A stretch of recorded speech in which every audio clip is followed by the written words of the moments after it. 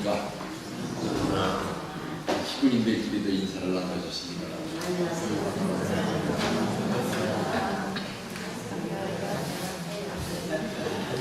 반갑습니다.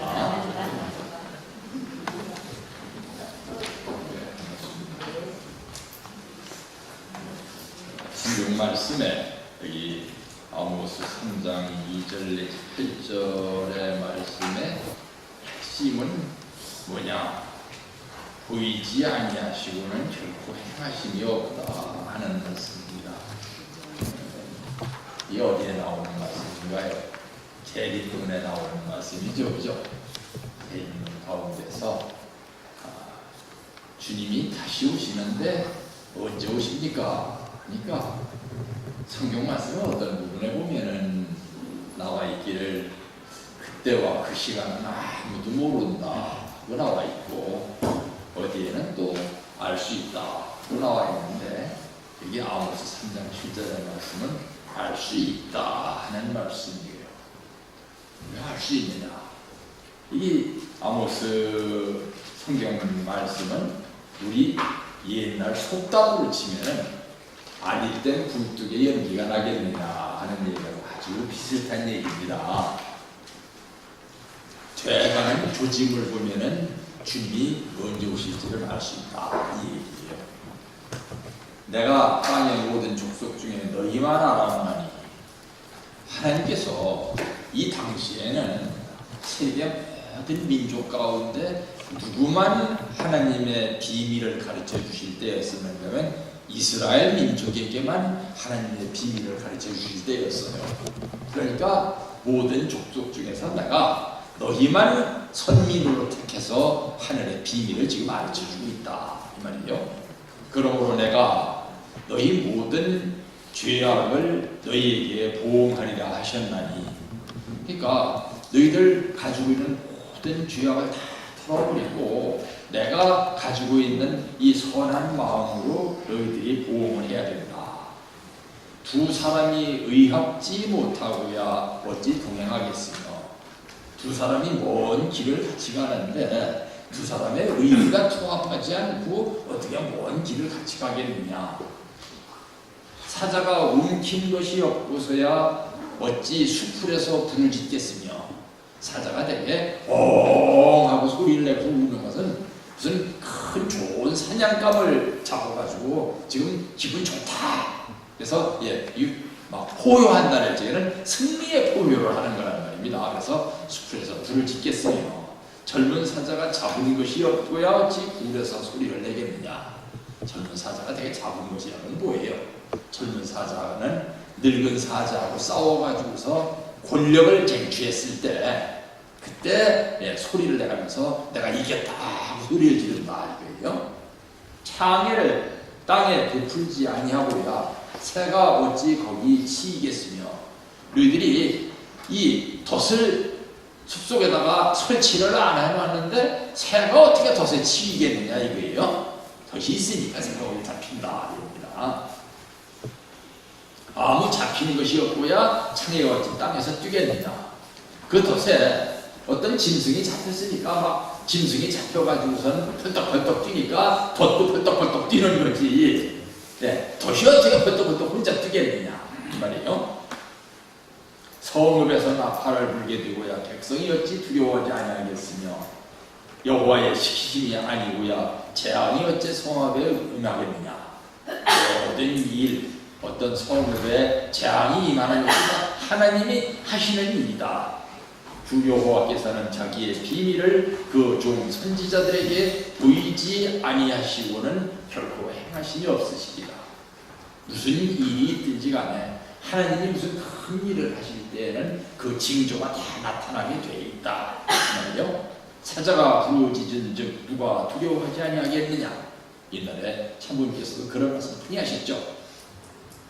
길에 똥개새끼가 한 마리 지나갈 적에는 동네에서 쳐다보지도 않는다 이거요.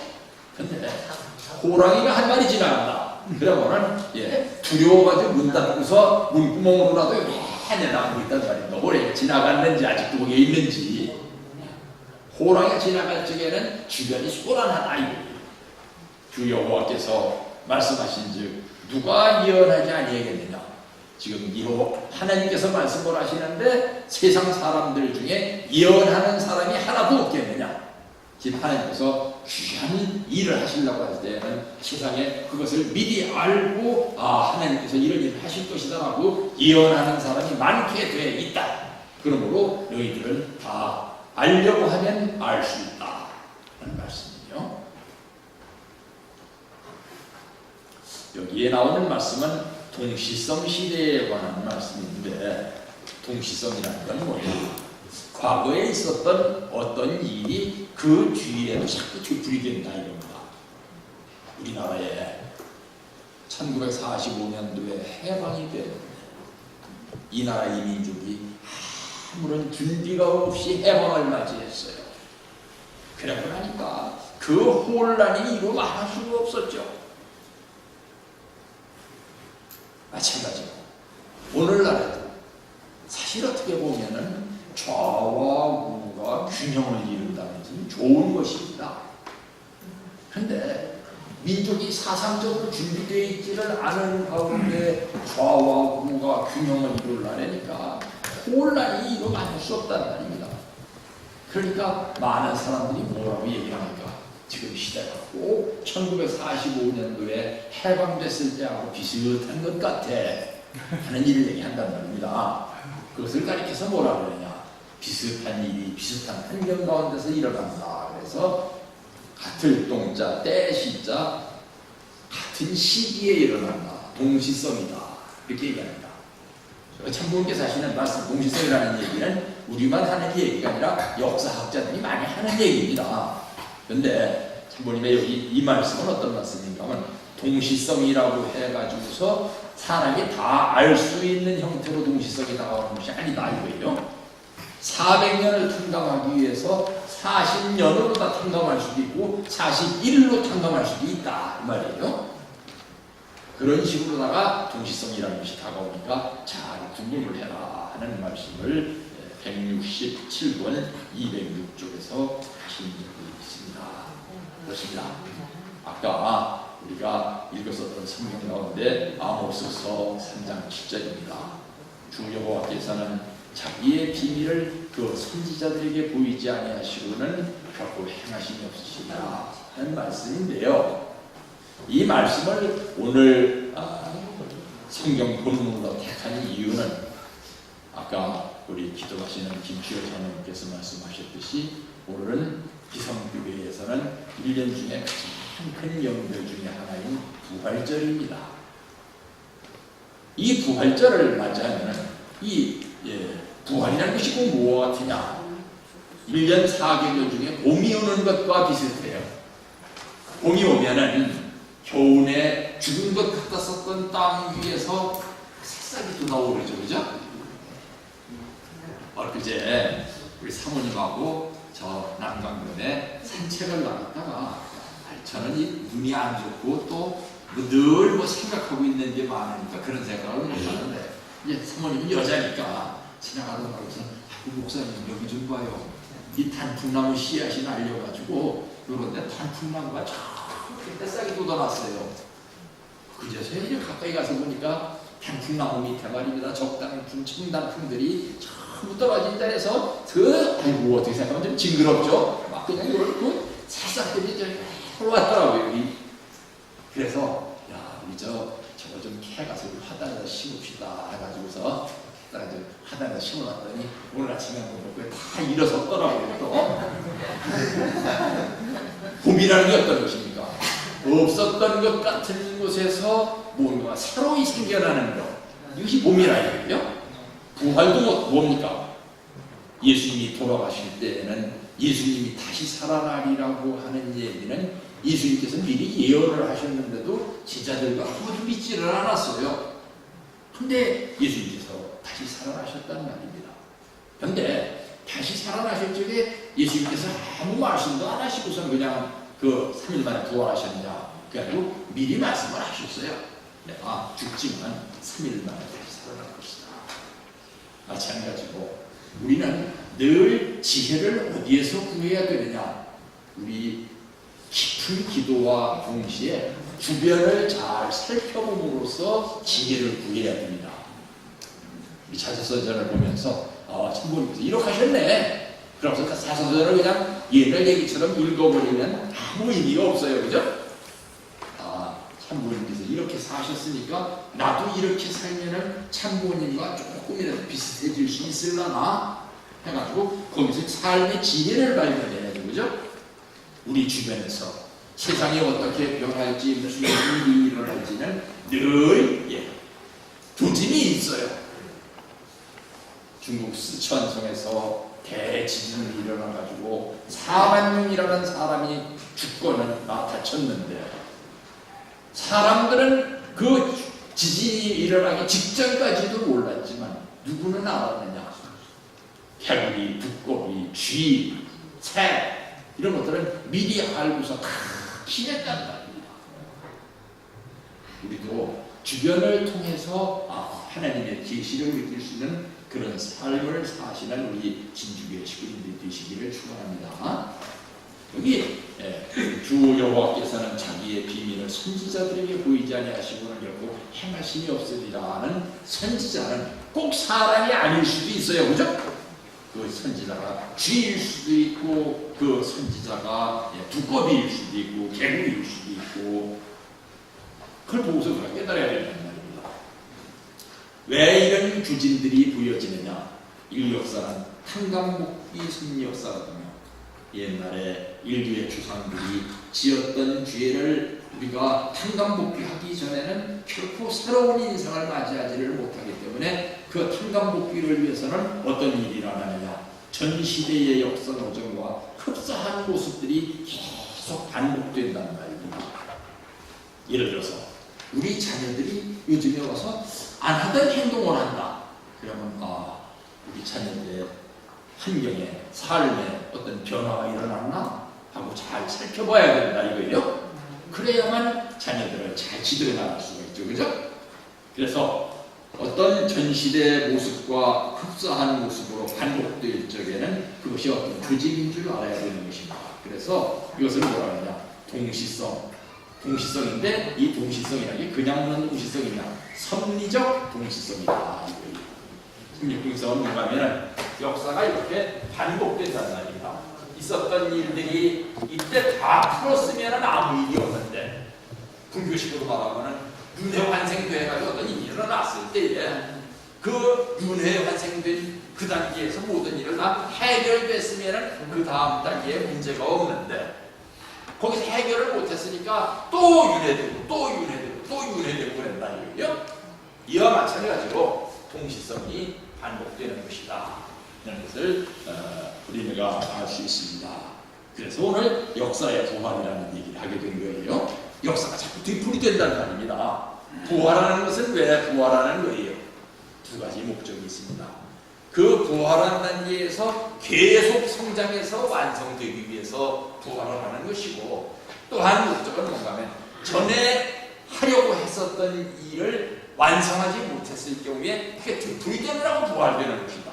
이거예요.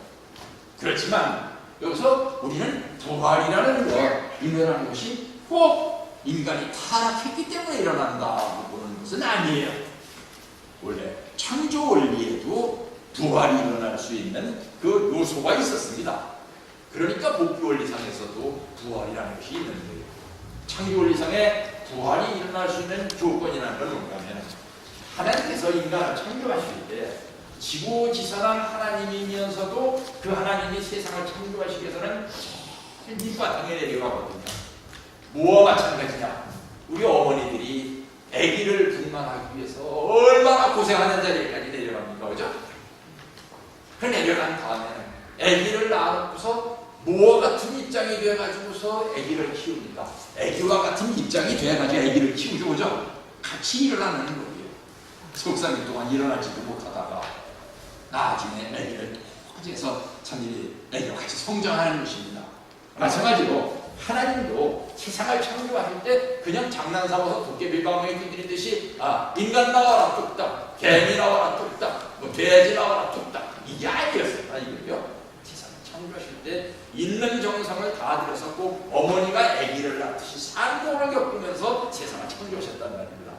무슨 얘기냐? 제일 낮은 단계까지 내려가서 낮은 단계에서 낮은 단계에 속하는 모든 물질 세계에서부터 창조를 시작을 해가지고서 생물을 창조하셨고, 생물도 식물, 동물, 마지막 단계의 제일 고등한 존재인 인간을 창조하셨다는 말입니다. 이렇게 창조를 하셨는데 그 창조하신 인간이 인간의 모습을 봐보니까 어떻게 되어 있느냐? 동물들은 어때요? 어미 소에서 송아지가 나오면 송아지가 일어서는데 뭐 몇 년 걸립니까? 아니요. 나는 이틀이면 일어나서 막 뛰어다녀요. 아프리카의 어떤 동물들을 봐보면 어때요? 어미 뱃속에서 나오자마자 뛰어가요. 왜? 나오자마자 뛰어가지를 않으면 그 냄새를 맡고 사자가 아니면 우주동물이 잡아먹으러 온다는 말입니다. 그런데 비하면 인간은 어때요? 세상에서 제일 열등한 존재예요. 그죠? 낳았을 때는 인간 같지도 않아요. 피덩어리지 그냥. 그러한 인간이 점차 성장을 하게 되면서 어떻게 됩니다. 나중에는 자기를 지금까지 지배를 했었던 모든 존재들을 뛰어넘어서 만물을 다 지배할 수 있는 단계까지 올라간다는 말입니다. 그죠? 완성하게 되면 인간은 어떻게 되느냐? 여기를 자유롭게 오르내릴 수 있게 돼요. 여기만 머무르는 게 아닙니다. 오르내릴 수 있게 돼요. 우리 참 예를 들어서 건축공사장에서 일하시는 분들은 예를 들어서 흙일을 하시는 분은 흙을 덮어서 일을 하시고, 그죠? 나무를 다루는 분들은 나무를 덮어서 일을 하시고, 또 기계를 다루시는 분들은 쇳덩어리를 덮어서 일을 하시고, 여기를 다 오르내리기 때문에 인간은 만물을 주관한다고 하는 것이란 말입니다. 이것은 무언가 하면은 하나님께서 창조하셨던 그 과정을 그대로 올라가면서 인간이 하나님의 창조성을 완성하게 되어 있었기 때문이에요. 그러니까 마치 무엇 같으냐?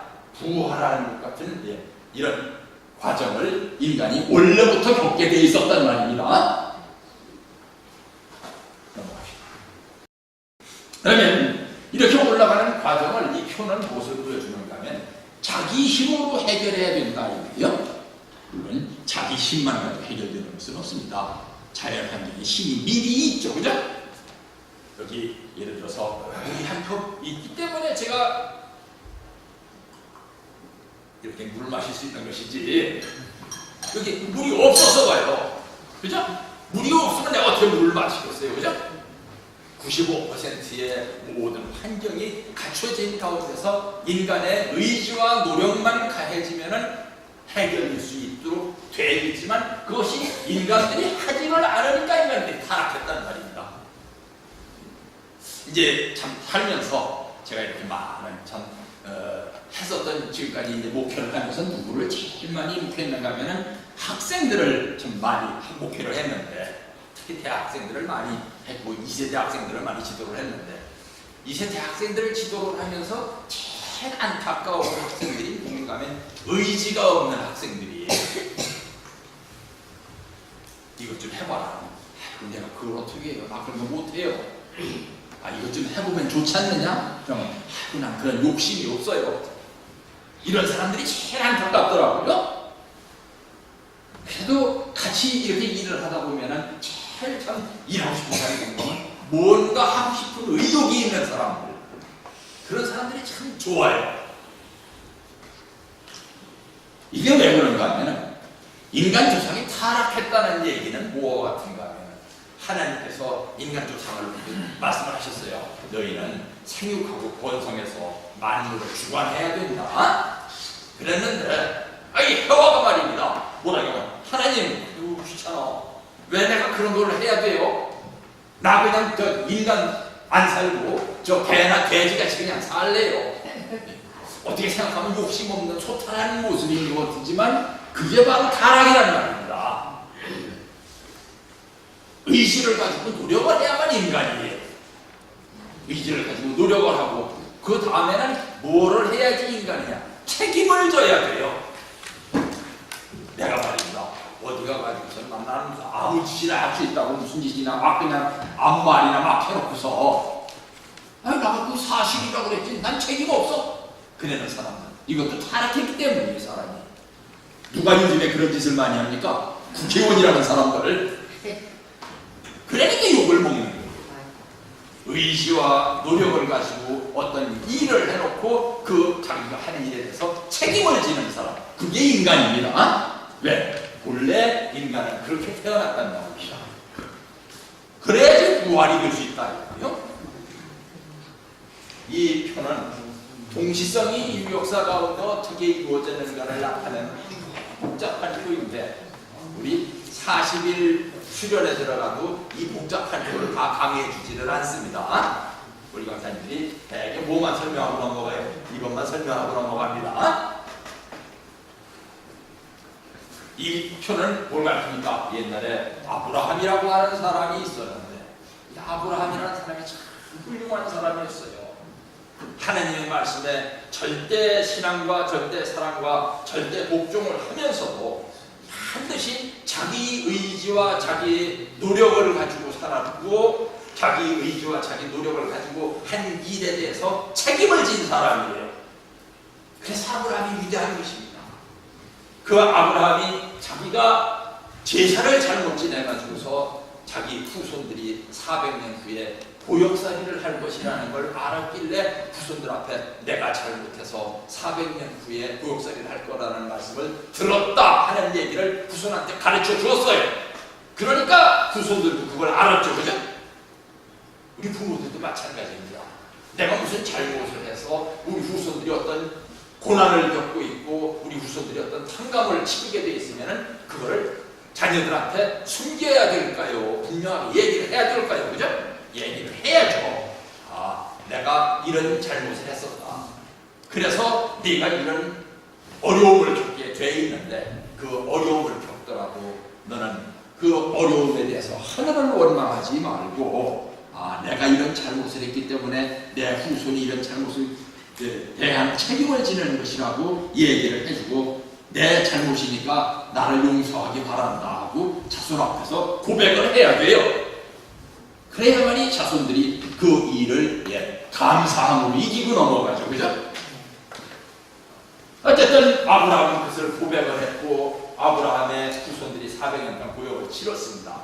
그 다음에 모세라는 사람이 그 아브라함의 지은 죄를 탕감짓느라고 어마어마한 고생을 했죠. 40년 해가지고서 120년 동안의 고역을 치르면서 민족을 이끌고 애굽에서 퇴출해서 가나안 땅으로 나왔습니다. 나온 다음에 120년 동안 모세의 그 후손들이 고생을 하고 또 400년 동안 사사시대라는 것이 치워지는 가운데서 이 사사라는 건 뭔가 하면은 이 사사라는 사람들이 훌륭한 사람들이에요. 어떤 사람들인가 하면 이 사사는 아무것도 안 하다가 갑자기 부름을 받습니다. 이래서 기드온이라는 사사는 농민이었어요. 그냥 타작마당에서 추수해가지고 탈곡하다가 어느 날 갑자기 하나님이 기드온, 지금 미디안 군사들이 10만 명이 쳐들어오고 있거든. 그런데요, 네가 나가서 민족을 이끌고 그 미디안 군사들을 물리치거라. 전 장군도 아니고요, 저는 정치가도 아니고요, 누가 저를 장수가 받들어주는 사람도 없는 평범한 일개의 농부예요. 내가 너에게 명했으니까 네가 가서 그걸 해라. 그래서 이 기도니 그러지요. 나가가지고서 특공대 300명을 데리고 나와서 정말 기습을 해가지고 미디안 군사들을 물리쳤습니다. 그랬더니 이 사사인 기드온한테 이스라엘 민족이 전부 나와가지고 뭐라 했느냐, 기드온 당신이 왕이 되십시오. 그랬더니 아니에요, 난 본래 농부였었는데 이 적군이 쳐들어온다 해가지고 하나님한테 적군 물리치라는 신탁을 받고 나온 사람이지 그 이상도 이하도 아니에요. 난 또 농사 지으러 갈 거예요. 농사 지으러 간 사람이에요. 그렇게 본래의 직업을 가지고 있었고 어떤 위임을 받아서 일을 하지만 그 임무가 끝나면 다시 그 임무를 끝내고 본연의 모습으로 돌아간 사람들, 이런 사람들이 사사들입니다. 그래서 400년이 지난 다음에 그 이스라엘 민족들이 봐보니까 안 되겠어요. 왜? 12부족으로 다 쪼개져 있는데 옆에 다른 나라들에서는 이미 국가가 돼 있어가지고서 부족이 아닌 국가에서 막 10만 군사가 쳐들어오는데 어떤 때는 12부족이 단결이 되는데 어떤 때는 12부족이 단결이 안 된다는 말입니다. 그러니까 10만 군사가 쳐들어왔을 때는 대책이 없어요. 우리 왕이 있어야 되겠습니다. 그래서 왕을 세워주세요. 왕을 세워주세요. 했더니 원래 하나님의 뜻에는 왕이 없습니다. 왜 왕이 없겠어요? 평등하게 살아야 되거든요. 하나님의 나라에서는 인간이 인간을 다스리는 사회는 아니거든요. 하나님의 이상에. 그래서 너희들끼리 그냥 평등하게 살면서 적군이 쳐들어왔을 때 단결할 수 없느냐 했더니 아유 그게 되면은 좋은데 그게 잘 안 되니까 왕을 세워주셔가지고 단결을 하게 해주셔야겠어요. 그랬더니 그러냐 사울을 세워가지고 사무엘이라는 선지자를 세워가지고 사울이라는 청년이 있으니까 그 청년을 왕으로 세워라. 그래서 사울이 왕이 됐어요. 그러니까 사람이 말입니다. 꼭 이 권력을 손에 쥐면은 이걸 안 놓으려고 해요. 옛날에 우리나라의 어떤 대통령 이름은 얘기 안 할게요. 어떤 대통령 후보가 그 대통령이 됐는데 대통령이 되기 전에 무슨 약속을 했었는가 하면은 나는 대통령이 되면은 청와대 자리를 옮기겠습니다. 그랬어요. 왜? 그놈의 자리가 토가 나빠서 그런지 왜 거기만 들어가면 안 나오려고 그래갖고 끌려 나오느냐 이거예요. 근데 그 사람도 나중에 거기서 안 나오려고 그러더라고요. 보니까 이 사울도 마찬가지였어요. 처음에는 권력이 욕심이 없다 그러더니 권력을 손에다 쥐고 보니까 얼마나 좋은지 하나님이 너 그만두라고 하는데도 끈히 자기는 그만두지 않으려고 다윗을 잡아 죽이려고 쫓아다니다가 나중에 비참하게 죽었다는 거예요. 어떤 이 사울, 다윗, 솔로몬 왕을 통해 가지고서 120년 동안의 왕조가 있었고 이 120년 동안 이 세 명의 왕이 잘했으면 그 뒤에도 이스라엘 나라가 번성을 했을 텐데 솔로몬 왕이 자기 아들한테다가 꼭 왕위를 물려주려 했어요. 그러니까 나라가 두 개로 쪼개졌습니다. 남쪽, 북쪽 쪼개져가지고서 이 두 개 나라로 쪼개져가지고서 또 400년 동안 계속되다가 나중에 이 마지막 왕조가 잘못하니까 하나님께서 안 되겠어. 이 왕조가 지금 멸망시켜버리고 이 왕조에 있었던 귀족들 남의 나라에 가서 포로가 되어가지고서 210년 동안이나 고역을 치고 도와야 되겠어. 그래서 바빌로니아에 포로가 되어가지고 갔다가 돌아와가지고서 400년 동안 또 남의 나라에 지배를 받다가 예수님이 오셨습니다. 그래서 이거를 400년, 120년, 400년, 210년, 400년을 더하니까 1930년이 되더라 이거예요. 그런데 더 중요한 것은 뭔가 하면 이것이 그대로 뒤풀이 돼가지고 예수님 지나가신 다음에는 꼭 애굽부에 치렀었던 것처럼 로마 밖에 400년을 치렀고 또 부족국가 시대를 400년 동안 치렀었던 것처럼 이 교구장제 기독교 시대를 400년 동안 치렀고 남북왕국이 분열됐었던 것처럼 동서왕국이 분열되어 있었고 또 이 지나고 나니까 남의 나라에 포로가 되었던 것처럼 교황이 포로가 돼가지고 또 돌아와서 나중에 메시아 재림하는 준비시대에 400년이 있었다 이럽니다. 근데 이제 아버님 섭리하시던 시절의 말씀과 어머님 섭리하는 시절의 말씀이 조금 달라지는 것이 뭔가 하면 아버님 섭리하시던 시절에는 원리에서 이 재림 준비 시대를 맞이하기 위해서 마르틴 루터가 1517년에 종교 개혁을 일으킨 것이 중요하다라고 이렇게 말씀을 하셨는데 지금 어머님은 뭐를 여기서 또 중요하다 하시는가 하면 영국의 킹 제임스라고 하는 왕이 있었거든. 그 왕이 영국 국민들이 다 영어로 된 성경을 볼 수 있도록 성경을 영어로 번역을 해라 지시를 해가지고 1604년에 영어로 다 된 성경을 번역하기 시작해서 1611년에 영어로 다 된 성경이 완성되어 나왔습니다. 이것을 킹 제임스 번역이라고 합니다. 그 킹 제임스 번역이 나온 것이 재림 시대의 중요한 출발이었었다 하는 말씀을 물론 옛날에 아버님도 하셨었지만 지금 어머님은 그 얘기를 가는 데마다 하고 다니십니다. 그 이유는 뭐냐? 옛날에 아버님 시대에는 아버님 형태의 섭리가 있었고 어머님 시대에는 어머님 형태의 섭리가 있음으로 말하면서 아버님 섭리가 있고 어머님 섭리가 있어서 두 개가 합쳐서 부모님 섭리가 된다는 말입니다. 그래서 어머님 말씀이 조금 이제 변화를 가져오는 것이지 그 다른 것이 아니에요. 기둥이 두 개가 있어야만 그 위에 지붕이 얹혀진다 이거죠. 자, 이렇게 됐었던 얘기를 그러면 이 얘기를 듣는 사람들이 말입니다. 우리 식구들 그렇고 우리 강사님들 그렇고 너무 우물한 개구리 같은 삶을 살아서는 안 돼요. 우리만 이런 얘기를 하고 있다고 바깥에 나가서 막 고라고라 소리를 지르면은 모르는 사람들이 야 통일위에서만 저런 얘기를 하는구나 하고 생각하겠지만 아는 사람이 보면 저 우물한 개구리구나 저만 아는 줄 알았나 봐. 이렇게 하면 안 된다 이거예요. 기성신학자들도 지금 2000년을 연구를 해왔는데 여기에 접근도 못했었겠어요? 이건 기성신학자들이 조사한 표입니다. 근데 이 기성신학자들이 조사한 표를 우리가 중시해야 되는 이유는 뭔가 하면은 이 사람들이 2000년 동안 연구를 하면서 그 어떤 일이 어떤 시대에 있었던가 정확한 연도를 조사를 해놨어요. 그 정확한 연도하고 우리가 올가운에서 얘기했던 뭐 400년, 400년, 120년, 210년, 400년 이래 했던 거하고 조금씩 다릅니다. 한 10년씩, 20년씩 어떤 경우는 한 140년도 다르고 달라요. 근데 그게 중요한 것이 아니죠. 왜 중요한 것이 아니냐면 그 시대에 그런 사건이 일어났었다고 해석을 하는 정신이 중요한 것이다 이거예요. 아이고 몇 년도가 틀린데 통계에 의해서는 이게 틀렸네? 틀렸다는 것이 아니라 그 시대에 그것이 있었다고 하는 그것이 중요한 것이지 그걸 너무 따지고 들어가면 문자주의가 된다는 말입니다. 우리 안에서도 어떤 사람들이 그런 사람들이 있었습니다.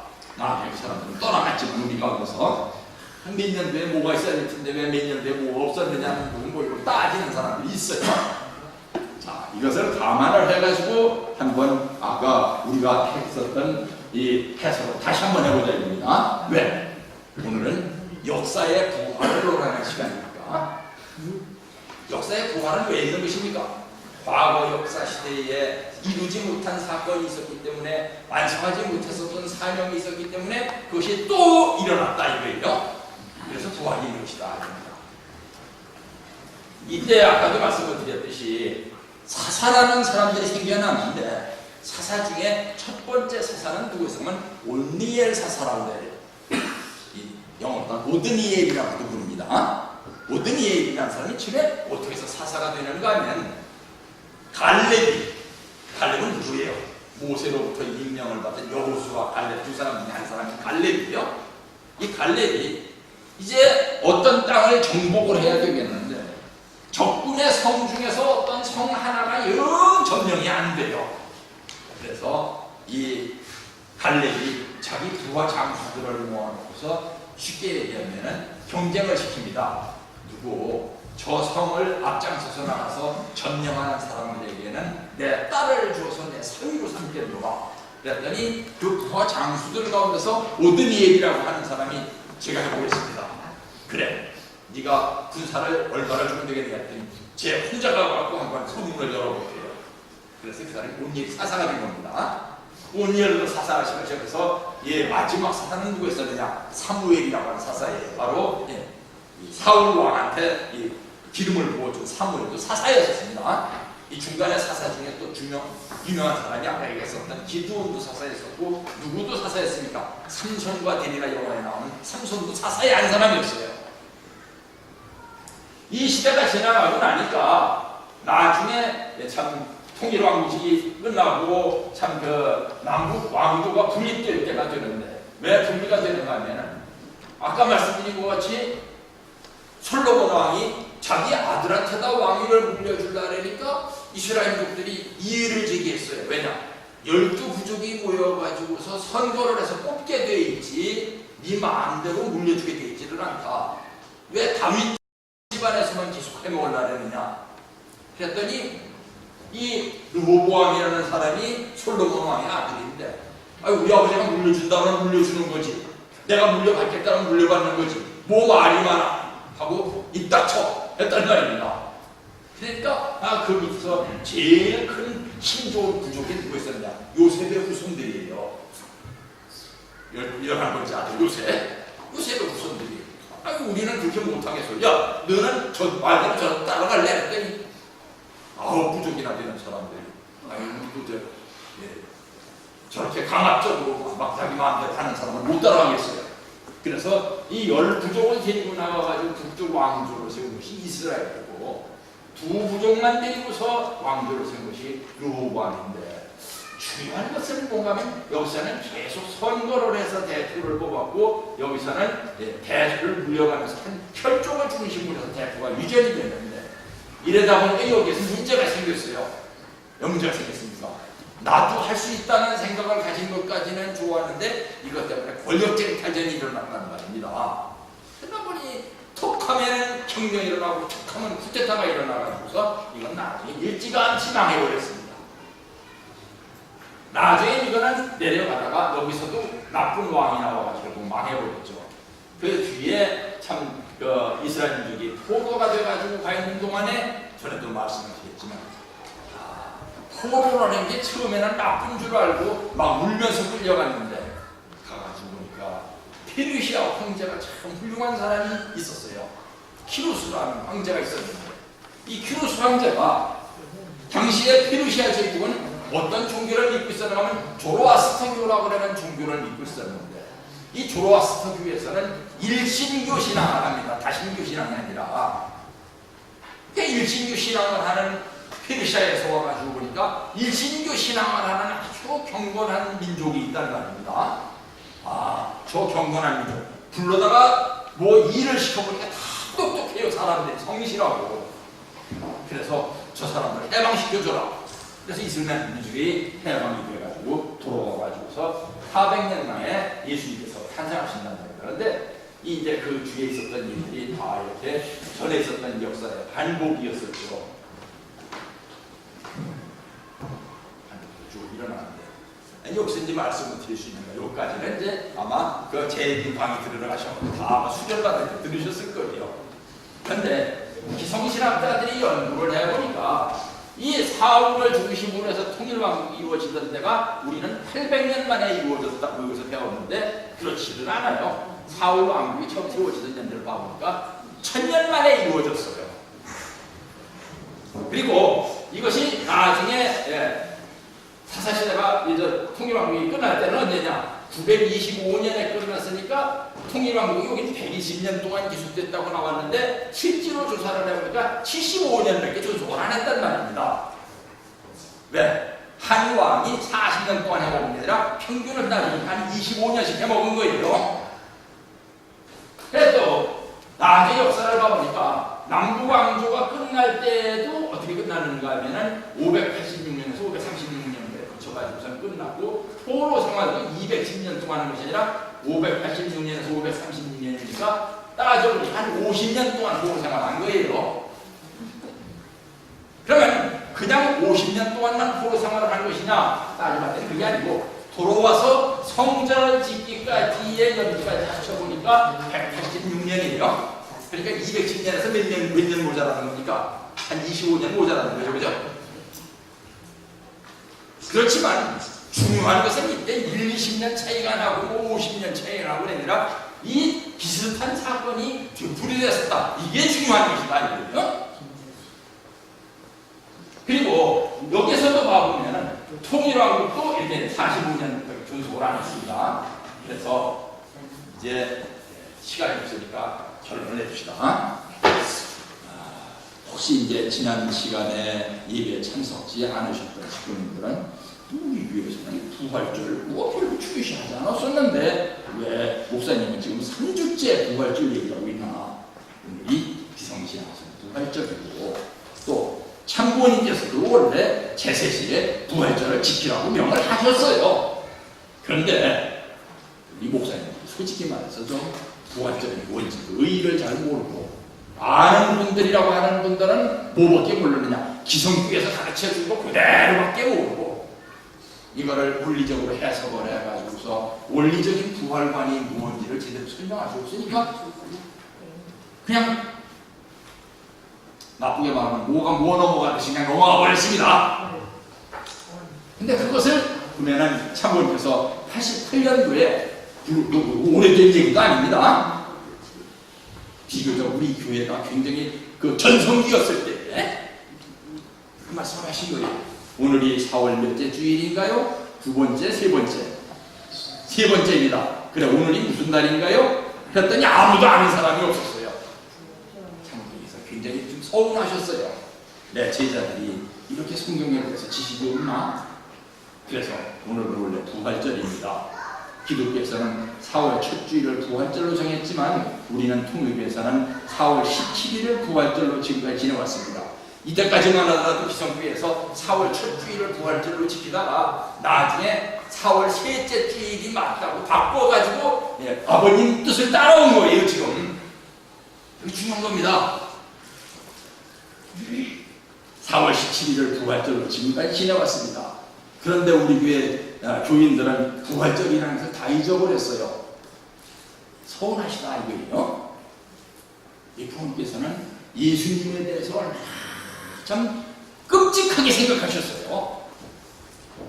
1976년도에 미국으로 건너가실 적에 우리 제자들을 모아놓고서 이제 대학생들이 여기 모인 숫자가 이 정도 모였습니다. 그랬더니 하시는 말씀이 내가 이제 너들한테 한국어를 배웠고 미국으로 가야 되겠다. 그때 미국으로 가신 겁니다.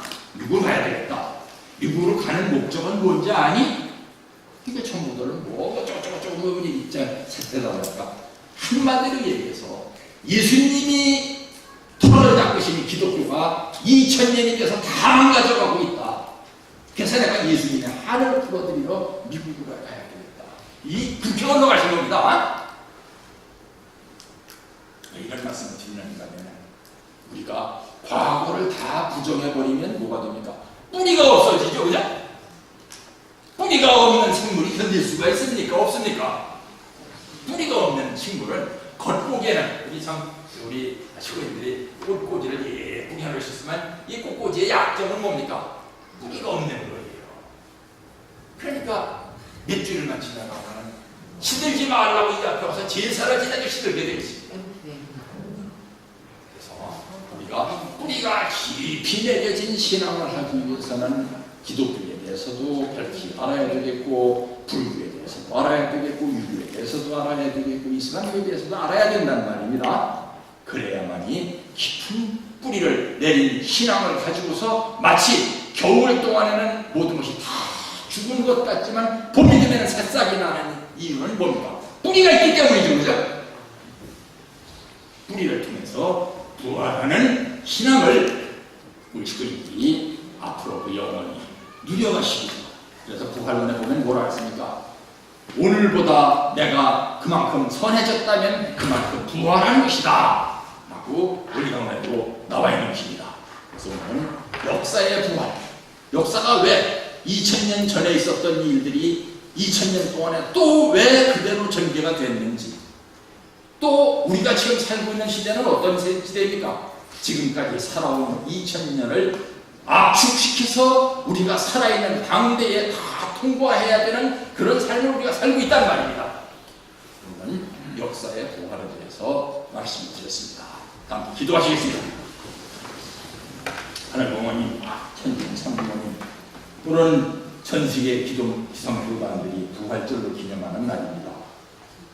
아버지께서 아쉬워하셨던 모든 성경에 대한 지식들을 깊이 알고 뿌리를 가지고 있는 신앙으로서 꽃 피우고 열매를 맺으며 더더욱 성장하여 아버지 보시기에 믿음직한 자녀들로 자라날 수 있도록 인도하여 주시기를 오늘 2019년 부활절을 맞이해서 축복 중심 가정의 재승이로 보고드려 싸우는 날이다.